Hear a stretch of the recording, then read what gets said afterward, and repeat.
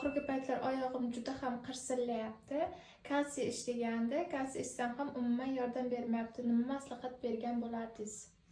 Bilasizmi, Feruzaxon, kalsiy yordam berish uchun eng birinchi o'rinda biz organizmimiz ovqat hazmini to'g'irlashimiz kerak. To'g'ri, juda ko'p savollar berishadi. Men Germaniyadan, Koreyadan kalsiy olib kelyapman, ichyapman, menga ta'siri bo'lmayapti deb sizga o'xshagan qadrdonlarimiz juda ko'p savol beradi. Qadrdonlarim, albatta sizda kalsiy ichyapsizmi, organizmingizda ovqat hazmingiz yaxshi bo'lmasa va ichaklarimizda to'liq so'rilish yaxshi bo'lmasa, mikroelementlar, kalsiy, kollagen, kremniy bular hech qachon organizmga so'rilmaydi va sizga to'laqonli yordam bera olmaydi.